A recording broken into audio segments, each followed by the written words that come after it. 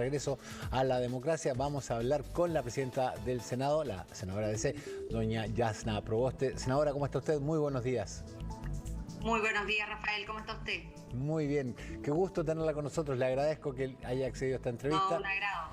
Y quería preguntarle qué camino ha devenido, digamos, esta negociación desde el domingo pasado. Yo recuerdo el alabado gesto que usted hizo de pedir humildemente de que no se enviara el proyecto, el requerimiento ante el TC, para a renglón seguido el lunes anunciar con mucha firmeza de que no votaría el proyecto del gobierno.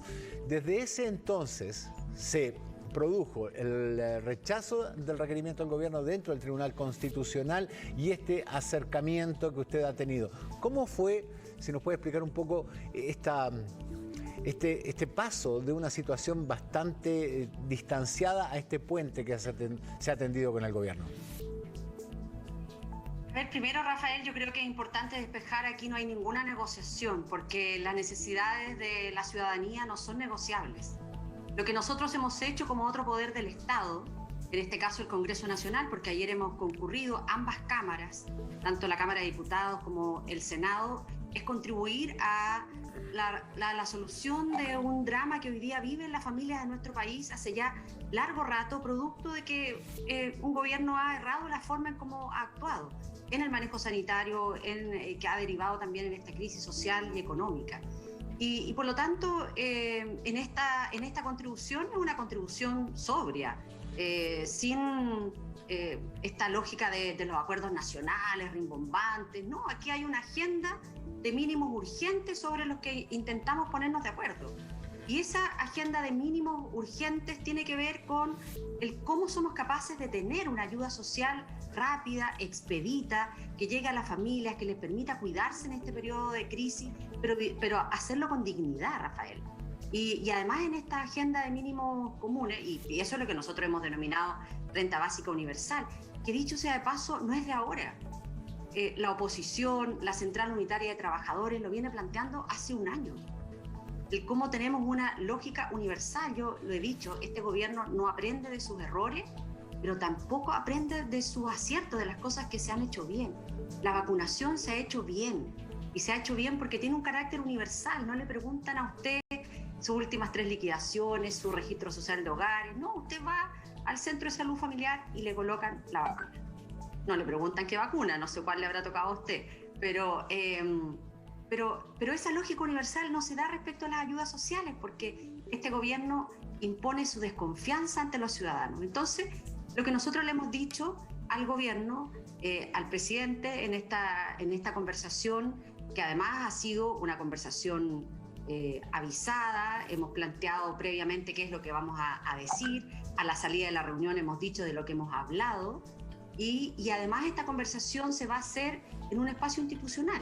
Se va a realizar en el Congreso de cara a la ciudadanía, invitando a los actores sociales, como se hace habitualmente en el Parlamento. Entonces, aquí todos estos temas que quedan fuera de estos mínimos comunes, que es renta básica universal, protección social a la familia, apoyo a las pequeñas y las medianas empresas y a sectores que están postergados a las ayudas, trabajadores de la cultura, la gastronomía, el turismo, y en algo que debiera haber comenzado por eso, Rafael, también saludando a los trabajadores y trabajadoras en nuestro país, pero también comprometernos con aquellos que han perdido el empleo en este día. Y por eso que una parte importante de esta agenda de mínimos comunes tiene que ver con crecimiento y generación de empleo.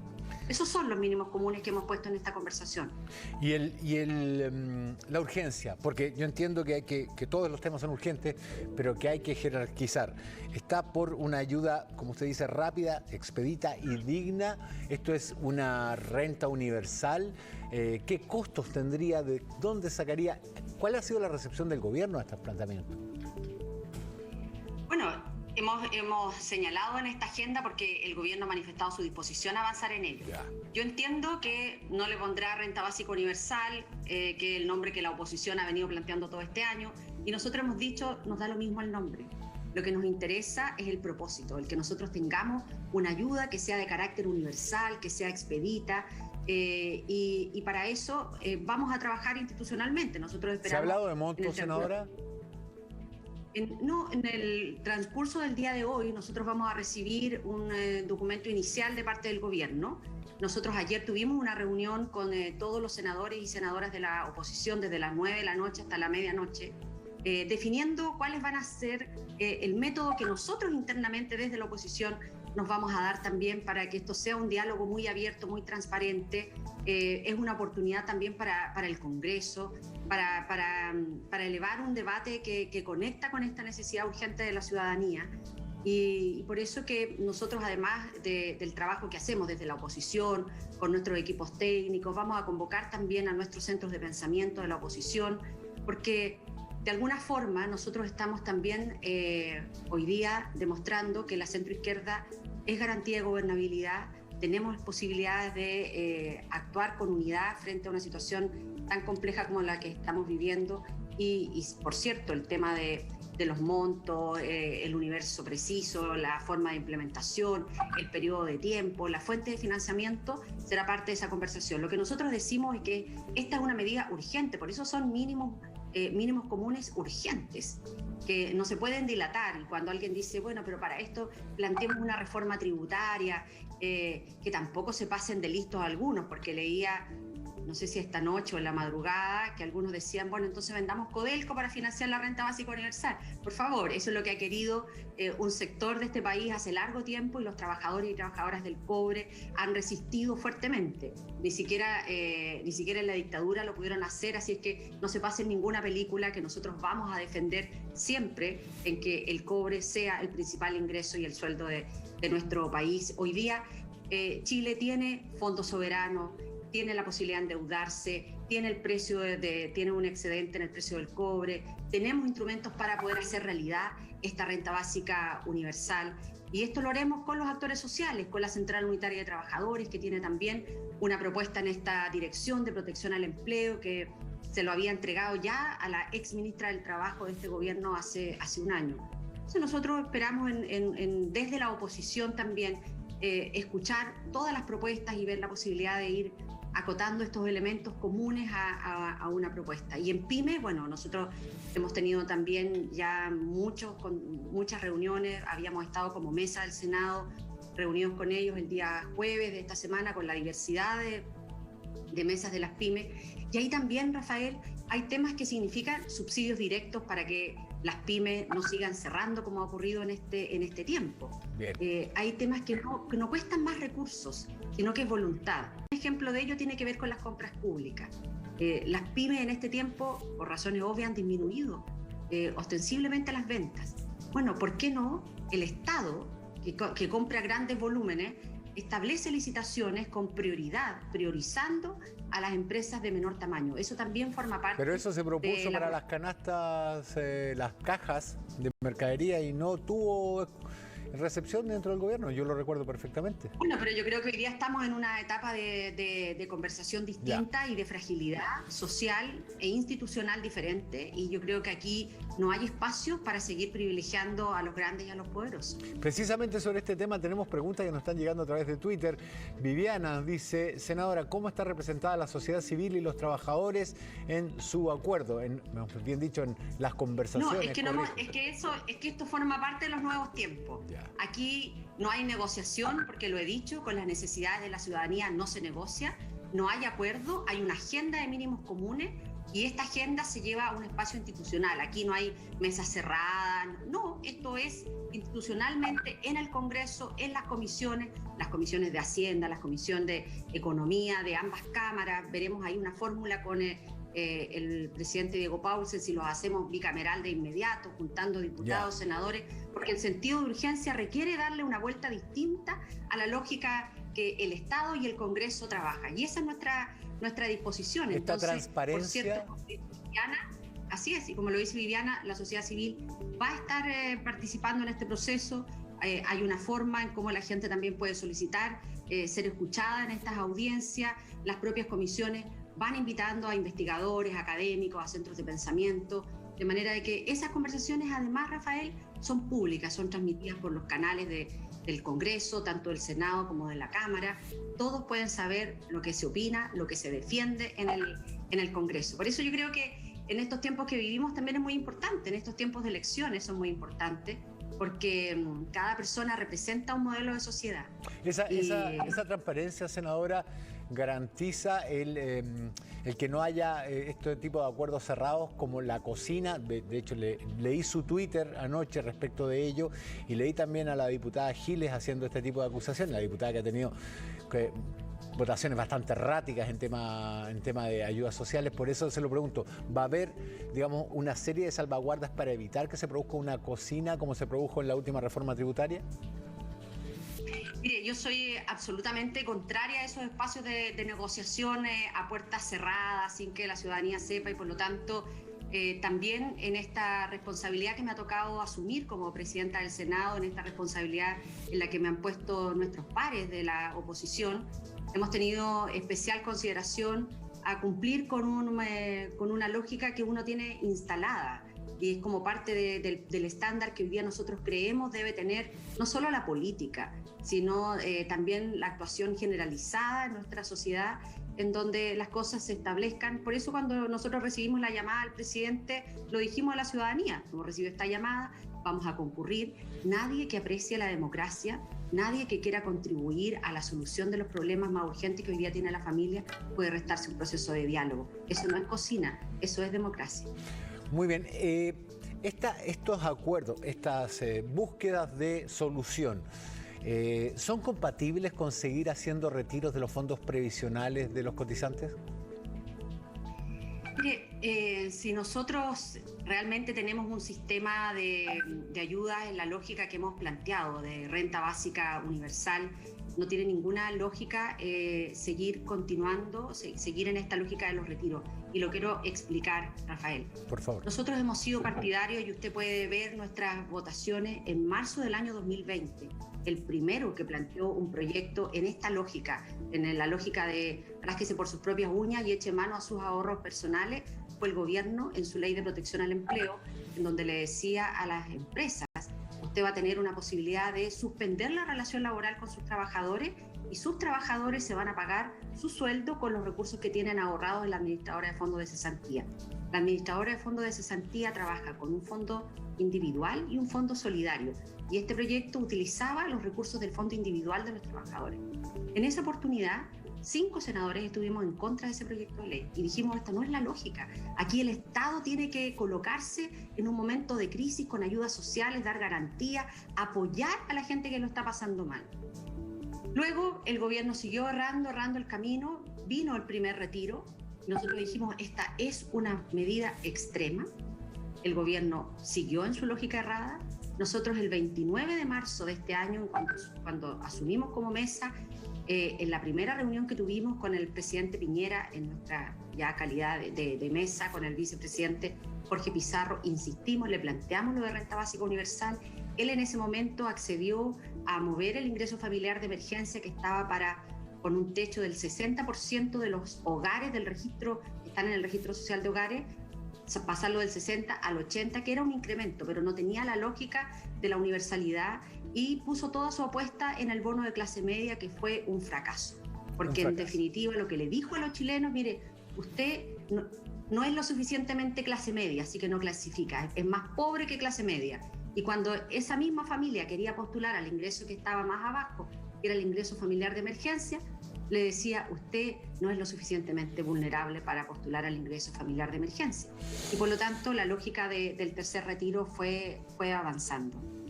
Ya en el tercer retiro habían 3 millones de chilenos y chilenas que no tenían nada que retirar. Y por eso que la propuesta, que yo espero que el gobierno lo vuelva a ingresar, de entregar un apoyo a esas personas que ya no tenían fondos en la AFP, avanzó. Pero obviamente si nosotros tenemos una renta básica universal de las características que hemos propuesto, naturalmente no se debe respaldar un nuevo retiro de fondos, porque lo que nosotros hemos señalado es que de esta crisis la mayoría de los chilenos va a salir más pobre, salvo las 8 mayores fortunas, y por eso que nosotros decimos también impuesto a los súper ricos para poder apoyar las ayudas sociales en esta crisis. Pero no solo la gran mayoría de las familias va a estar más pobres, sino también sin pensiones. Y eso, para alguien que mira el presente y el futuro de nuestro país, nunca es una situación baladí. Por lo tanto, tenemos que también tener conciencia en que aquí es necesario fortalecer un sistema de protección social, y ese sistema de protección social no se hace sobre la lógica de consecutivos retiros previsionales, sino para eso durante 30 años hemos ahorrado como Estado, y esta es la forma en que, en lugar de decirle a la familia saque de sus ahorros, que le digamos al Estado saque de sus ahorros para la población en nuestro país. Senadora, tengo otro tuit que pregunta por la protección. ¿Cómo se protegerá a los trabajadores independientes? Que ha sido uno de los temas donde, como usted señalaba, ha chocado la focalización o la hiperfocalización que impulsaba el presidente Piñera desde el principio de la pandemia. Los trabajadores independientes, los trabajadores que no tienen contrato formal, los empleos por cuenta propia, han sido como el gran espacio gris sobre el cual desplegar los esfuerzos del gobierno. Bueno, por eso que nosotros hemos planteado esta renta básica universal, porque efectivamente, tal como lo plantea en el tuit que le llega, los trabajadores informales no están incorporados. Todo esto se ha hecho sobre la lógica de aquellos que tienen fondos, en el caso de los retiros, fondos previsionales. Ahí están absolutamente invisibles los trabajadores por cuenta propia, trabajadoras por cuenta propia. Aquellos que tienen imposiciones en la AFC, la Administradora de Fondos de Cesantía, invisibles una vez más, casi el 50% de los trabajadores y trabajadoras en nuestro país. Y por eso que el carácter de universal de esta ayuda tiene esa lógica. Y lo conversábamos con trabajadores de la cultura, de distintas organizaciones con los que nos reunimos junto con el senador Carlos Montes el día jueves también de esta semana, porque esto también permitiría que los trabajadores de la cultura, que se encuentran muchos en esa condición y que no han tenido ninguna posibilidad de apoyo durante este tiempo, tengan la posibilidad de poder enfrentar con dignidad esta situación que hoy nos afecta como sociedad, Senadora, como país. Fuad Chahín dijo en CNN Chile que si no había propuestas claras no se puede descartar un cuarto retiro. Estas propuestas claras, ¿qué plazo de término tienen? ¿Cuándo es el ultimátum para tener, o el deadline, mejor dicho, para tener estas propuestas claras y evitar un cuarto retiro? Bueno, la oposición en el Senado tiene una propuesta muy clara. Y aquí hay centros de pensamiento que también han contribuido, hay propuestas que están muy bien estudiadas, así es que yo en eso no tengo ninguna dificultad. Más bien creo que el plazo para que el gobierno responda a la propuesta que tiene la oposición es un plazo muy breve, porque el sentido de urgencia que tienen las familias nosotros lo entendemos, y esto no se debiera extender más allá de unas 2 semanas. 2 semanas, perfecto. Hay un tuit de ayer del ex candidato presidencial Marco Enrique Jominami que decía que en Chile hay dinero. Codelco tuvo durante el primer trimestre del año 1.627 millones de dólares de excedentes, 30 veces más que el año pasado, la mayor cifra de la última década. El cobre, por su parte, se acerca a su máximo histórico del superciclo del cobre. ¿Está considerado recurrir a los excedentes de Codelco para financiar esta renta universal? Bueno, yo comparto con el ex candidato presidencial que efectivamente Chile hoy día tiene recursos, y una combinación de instrumentos es una buena respuesta frente a la urgencia. Bono soberano, lo dije recientemente, hoy día estamos en un superciclo del precio del cobre. Esto tiene una cantidad de recursos adicionales para el Estado y eso se tiene que colocar a disposición de la familia. Por eso nosotros tenemos que ser capaces de cambiar esta lógica. Si lo que este gobierno le ha dicho, mostrando pasividad frente a la lógica de los retiros, decir a la familia, eche mano usted a sus ahorros. Y lo que nosotros le decimos, no. Estado, echemos mano a los ahorros que tiene el Estado. El gobierno no puede seguir generando esta lógica en donde, frente a la falta de ayudas por esta focalización equivocada, la gente finalmente ha terminado siendo más pobre y utilizando recursos que tenía para otros propósitos, en el caso de las pensiones para la vejez en esta crisis. Por lo tanto, lo que nosotros decimos es cambia el foco. No mire los ahorros de la familia, mire los ahorros del Estado, en donde todos hemos contribuido durante estos años. Ahora, fue ese punto, el recurrir a los ahorros de los trabajadores, el pistoletazo inicial para terminar retirando plata de los ahorros provisionales. ¿Es ahí donde debemos buscar la falla de origen de esta lógica de retiros de fondos previsionales para echarnos encima los trabajadores chilenos el peso de la crisis? Mire, por eso yo creo que es muy simbólico y pareciera que algunos que hoy día son candidatos presidenciales quieren olvidarlo. Pero cuando el exministro Briones presentó su primer paquete de medidas para enfrentar el COVID, lo que le dijo a los trabajadores: recurra a sus ahorros individuales en los administradores de fondos de cesantía. Y por eso que nosotros dijimos esto no es aceptable. Pero nunca cambió su lógica. Y por lo tanto nosotros no podíamos seguir agudizando una crisis social, económica profunda en nuestra sociedad.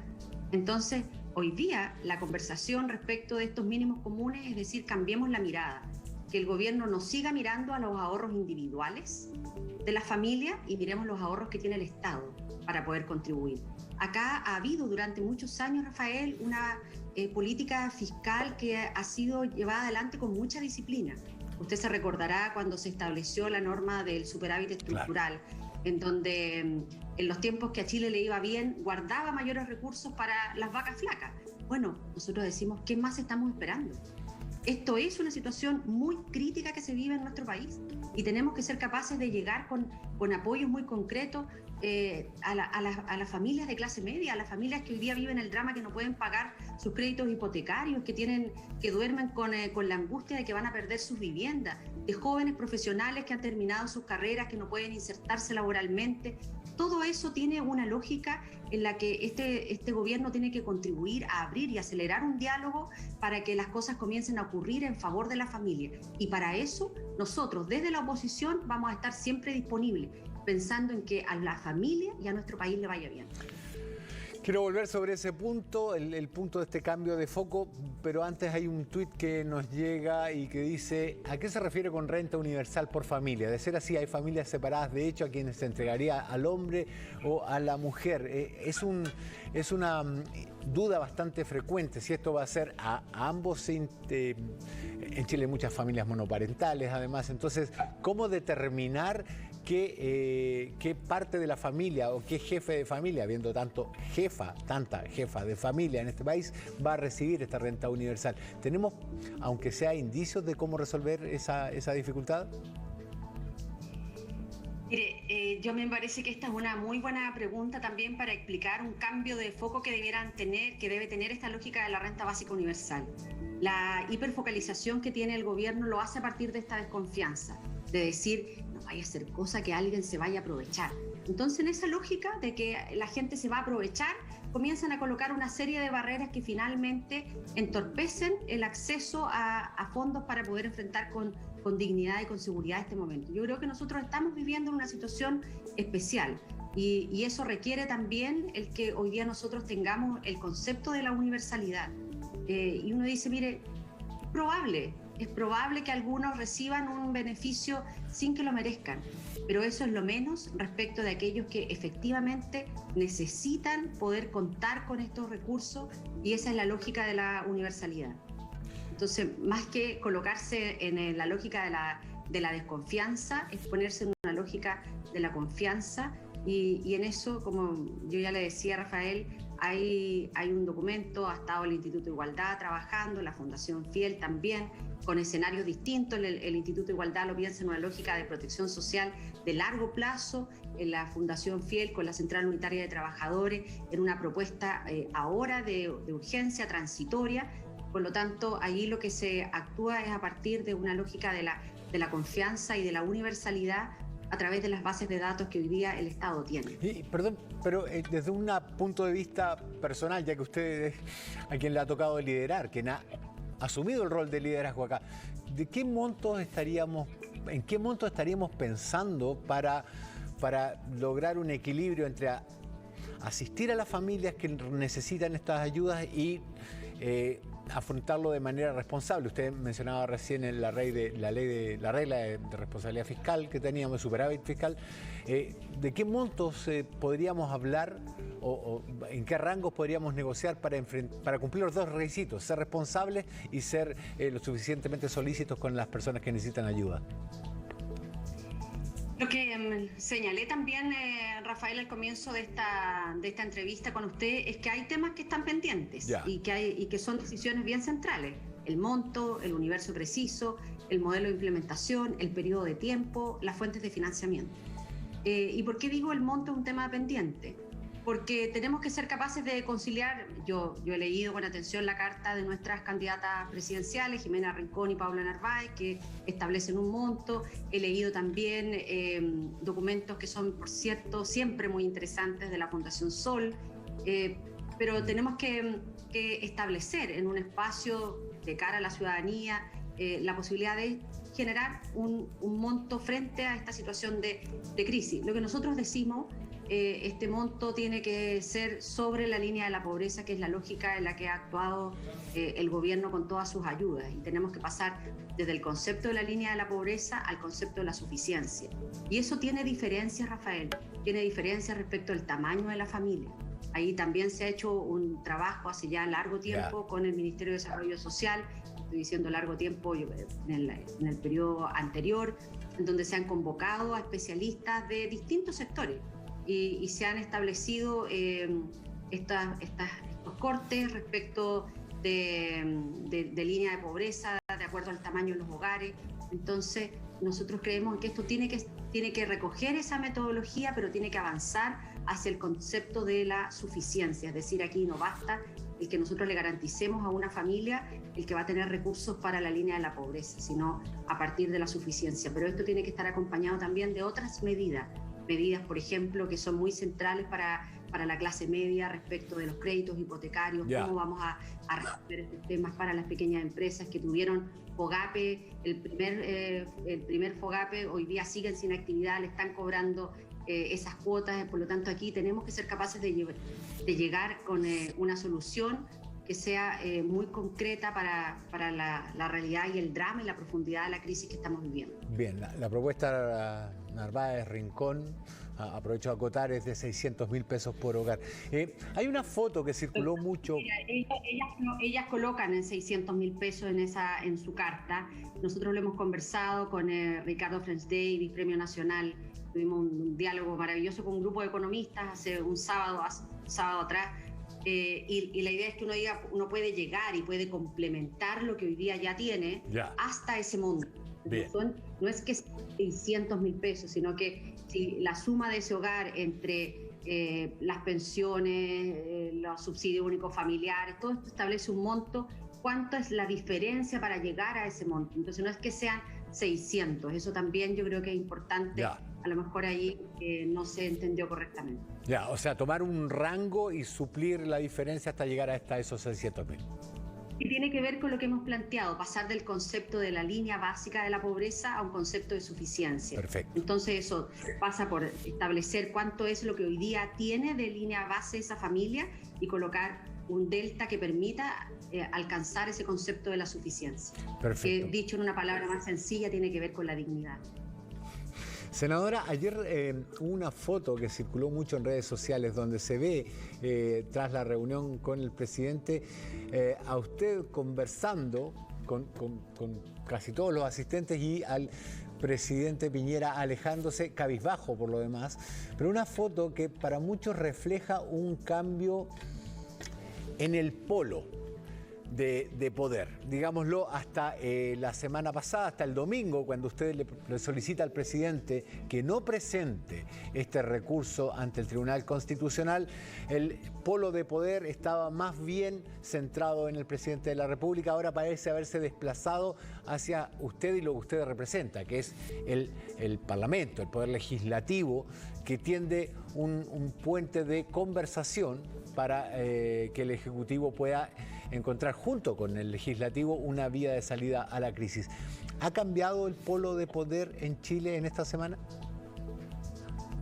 Bueno, a nosotros nos parece que la situación dramática que se vive en tantas familias, no hay espacio ni para gallitos, ni para ninguna situación distinta. Nosotros hemos concurrido y hemos actuado como creo corresponde a la responsabilidad de cualquier persona que asume una investidura como la que hoy tenemos. Y además para quienes creemos en que la democracia es el mecanismo para resolver las dificultades que hoy día enfrenta nuestra comunidad. Y por eso es que nosotros hemos señalado esto de de contribuir y de llegar a un diálogo lo hacemos con el mejor de los espíritus, porque entendemos que primero, como lo he dicho, con las necesidades de la ciudadanía no es posible negociar nada. Hoy día en estos tiempos, tras lo que Chile ha vivido durante este tiempo, tampoco es posible que alguien pueda pensar en que va a llegar a un acuerdo puerta cerrada. Hemos establecido una agenda de mínimos y yo lo que valoro es la disposición también y el apoyo de nuestros pares del Senado, que han respaldado cada una de las actuaciones que además han sido compartidas y decisiones muy compartidas con cada uno de ellos, y solo represento un espíritu colectivo que quiere contribuir a que a Chile le vaya bien. Sí, pero no podemos dejar de recordar que usted fue alejada durante 5 años vía acusación constitucional de la vida política por el mismo sector al que hoy día usted le tiende un puente de conversación, y eso se llama ser un estadista, y por eso se lo pregunto, porque hay mucha gente que ha empezado a sugerir su nombre para una candidatura presidencial. Mire, yo lo dije el día 17 de marzo cuando asumí esta responsabilidad en el Senado, que lo asumía a partir de mis orígenes, de lo que uno es. Yo soy una mujer, hija de clase trabajadora, que estudió en una escuela pública, que vengo de una comuna, que represento una región con la que tengo un agradecimiento profundo por el apoyo, por el cariño, porque me han elegido su representante hasta el año 2026, y hoy día toda mi energía está puesta en contribuir en un trabajo colectivo para que a nuestro país le vaya bien y que logremos sacar a las familias de una crisis social profunda de la que se está viviendo. Esto tal vez tiene que ver por la forma en que bueno, usted y yo también lo sabemos, que hemos vivido en regiones, somos de comunidades más pequeñas, y el nivel de drama que hoy día se vive, cuando nosotros pensábamos en este país que ya estaba erradicado completamente la situación de desnutrición de la cual nos sentíamos tan orgullosas de las décadas del 70, y hoy día comenzar a ver focos de desnutrición es algo que si no remueve las conciencias y los corazones de todos, uno dice es mejor que se dedique a otra cosa y no a la política. Yo entiendo la política como hacer que las cosas ocurran en favor de la ciudadanía, y a eso estamos dedicados. Sí, pero precisamente, senadora, y me disculpará mi insistencia, el hecho de que usted represente a comunidades pequeñas, que sea de Atacama, gloriosa región por lo demás, de que haya sido votada en más de una oportunidad para llegar al Parlamento y que sea capaz de encabezar un proyecto colectivo, como usted misma señala, no la pone precisamente en el lugar que parece tan necesario para Chile, alguien capaz de encabezar proyectos colectivos en momentos en que tenemos una sociedad bastante fragmentada por lo demás? Es lo mismo, Rafael. Yo no soy candidata, yo por eso tengo la tranquilidad de poder hacer lo que creo que es bueno y es necesario.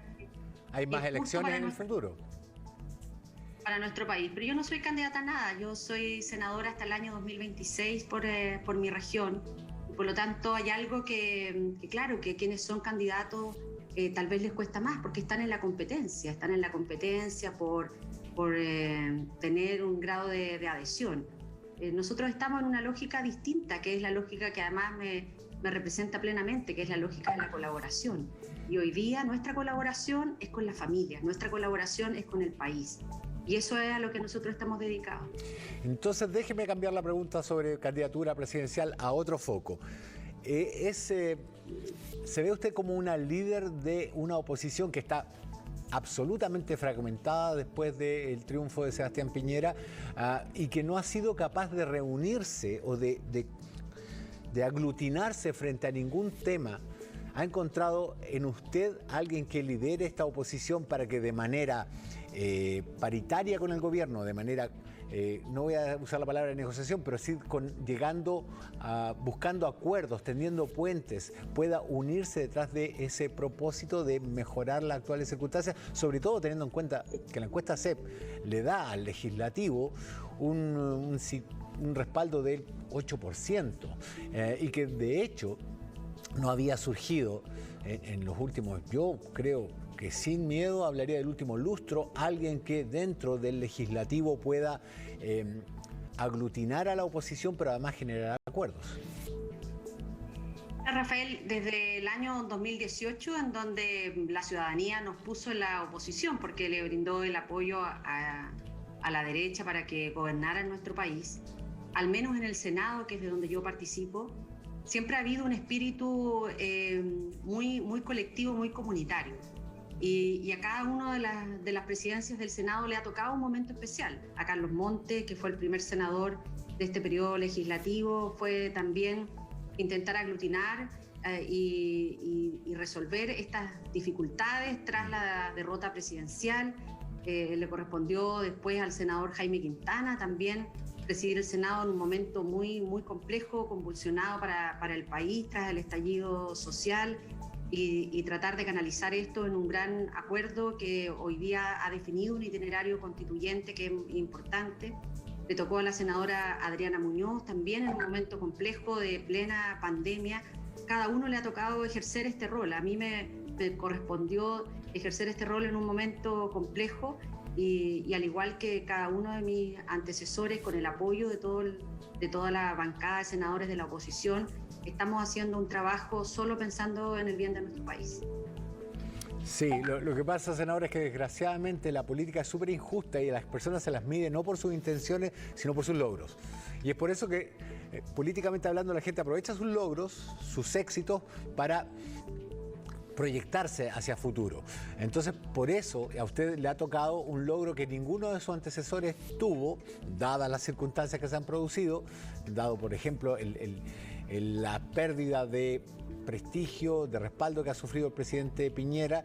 El logro suyo es lograr que el gobierno se abra a propuestas diferentes a las cuales se ha negado durante un año completo, y es por eso que en una oposición ávida de liderazgo parece natural que usted asuma esa postura. Nosotros hoy día estamos en esta responsabilidad que nos pusieron nuestros pares en el Senado y esperamos con esto también contribuir a mejorar no solo la percepción, sino una contribución mucho más decidida que desde el Senado podamos hacer por superar una situación que hoy, Rafael, es muy compleja desde el punto de vista social, es muy compleja desde el punto de vista económico. Chile, vamos a tener el día lunes los datos de la encuesta de IMASEC, pareciera no venir tan malos, pero los de abril van a ser aún más complejos. El crecimiento, la generación de empleo nos va a costar largo tiempo y nosotros también queremos demostrar en que la oposición tiene capacidad de gobernabilidad a partir de la unidad, del propósito común, y esto también es una demostración más en que nuestro compromiso desde la centroizquierda, desde los movimientos que buscan transformaciones profundas en nuestro país, podemos contribuir a superar un momento tan complejo como el que se vive hoy día en miles, si no millones de hogares en nuestro país. Se cumplen, senadora, 40 años desde el decreto que creó las AFPs. De la promesa inicial, de la que hoy día todos escapan, pero que es la promesa y está escrita, digamos, 70, 80% de tasa de reemplazo, queda un pobre 30%, por factores diversos: mayor expectativa de vida, inversión de la pirámide poblacional, crisis del capitalismo con bajas rentabilidades, el propio sistema laboral chileno que permite que haya grandes lagunas, en el caso de las mujeres específicamente, lagunas además asociadas a su rol de madre. Pero el hecho es que las AFP no han cumplido su promesa y han sido más bien un centro de acumulación de capital que permite el juego financiero de nuestro país, pero que no da buenas pensiones. ¿Es momento de jubilar a las AFP? Mire, nosotros presentamos un proyecto de ley de derogación del decreto ley 3500 y que fue admisible y se está discutiendo en la Comisión de Constitución. Yo creo que esto va a ser un debate bien central en la Convención Constituyente. Nosotros estamos absolutamente convencidos que hace ya 40 años este es un modelo que está fracasado, que está agotado, y no podemos seguir colocando parches a este proceso. Y quiero además señalar en que cuando el presidente de la República el día jueves me llamó para que pudiéramos tener esta conversación, él planteó el tema de incorporar en esta conversación reforma previsional. Usted habrá visto que cuando el presidente planteó su proyecto de tercer o cuarto retiro, ese día domingo, incorporó el aumento de la cotización en el marco de la recuperación de los dineros que los cotizantes han perdido. 2 puntos, uno puesto por el Estado y otro puesto por el empleador, colocando una carga impositiva también más alta y subiendo los costos a las pequeñas empresas que hoy día ya están en el suelo. Es decir, con eso lo que el gobierno estaba planteando soterradamente era su reforma previsional de facto que no ha podido sacar en el Parlamento porque nosotros no tenemos acuerdo. Nosotros creemos en que hoy día esto es un modelo que está agotado y no podemos seguir parchándolo, no podemos seguir haciendo como que las cosas no están ocurriendo respecto de las malas pensiones que se entregan en nuestro país. ¿Qué es lo que pasaba hace 10 años, Rafael, atrás? Le decían a las personas cuando habían quejas y molestias por las bajas pensiones, le decían, no, lo que pasa es que hoy día la gente que se está pensionando es gente que no ha cotizado toda la vida. El problema es que frente a los resultados de personas que han cotizado toda su vida laboral en el modelo de AFP, sigue siendo el mismo. En Chile no tenemos un sistema de protección social de verdad, lo que tenemos es lo que usted ha dicho, es un sistema de ahorro forzado en donde los recursos de los trabajadores se van a las grandes empresas y tienen un crédito barato para poder realizar sus inversiones. ¿A costa de qué? A costa de bajas pensiones para los trabajadores y trabajadoras. Nosotros creemos en que nuestro país tiene que avanzar a un sistema verdadero de protección social, a un sistema solidario, en donde nacer mujer no sea nunca más un factor de exclusión, de bajas pensiones. Y por lo tanto esto requiere una lógica distinta de lo que ha venido planteando el gobierno, que sigue insistiendo en la protección de un modelo fracasado como el de las AFP, a cambio de pensar en un modelo que dé garantías y dignidad a los trabajadores y trabajadoras a la hora de concluir su etapa laboral. Pero ese término del sistema de AFP consideraría mantener capitalización individual y otra cuenta de reparto, digámoslo así. ¿Van a coexistir las dos formas de ver el problema?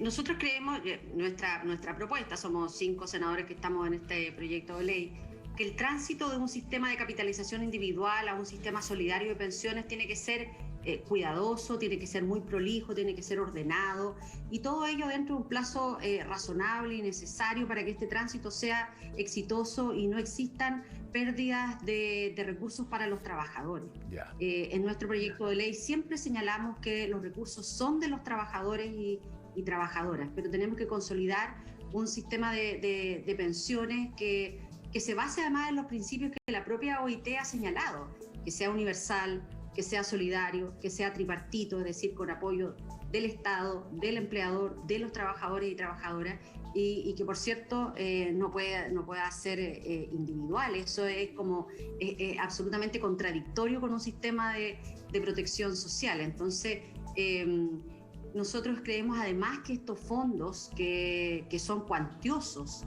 y que hoy día están en el extranjero, deben estar en inversiones en nuestro país y que hagan a nuestro país también superar y generar, frente a la situación de empleo que tenemos, una posición mejor respecto de la generación de empleo. Entonces, a mí me parece que esto tiene que ser un proceso cuidadoso. En un momento podrán coexistir, la gente puede elegir en qué sistema.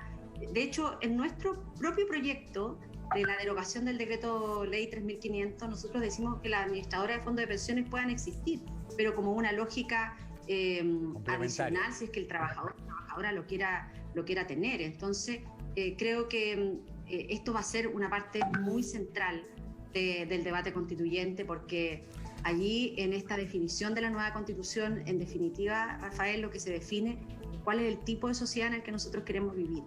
Nosotros queremos seguir viviendo en esta lógica en que cada uno se rasca con sus propias uñas frente a una situación de emergencia. Bueno, sigamos en esta lógica de hacer retiros de fondos y que no nos importen aquellos que ya no tienen nada que retirar. Yo al menos a partir de mis valores, de la forma en cómo veo la sociedad, eso no me representa. Senadora, yo estoy súper pasado de tiempo, pero no puedo dejar de hacerle esta pregunta. Usted es de la región de Atacama, una región que tiene una enorme actividad minera. Y por tanto, dado el precio del cobre que mencionábamos al inicio de esta conversación, ¿es partidaria de subir el royalty o poner un verdadero royalty a la extracción de cobre? Uno. Y dos, de cambiar la relación de las rentas del cobre, es decir, ese delta que queda una vez que las empresas obtienen retornos por inversión, por costos, por extracción y por prospección, queda un delta que se reparte. ¿No debería el Estado tener una parte mayor de las rentas del cobre también? Yo soy partidaria que la actividad minera tenga una relación distinta con las comunidades en donde se desarrolla. En nuestra región, en la región de Atacama, la actividad de la minería artesanal, la pequeña minería, la mediana y la gran minería coexisten en condiciones muy diferentes.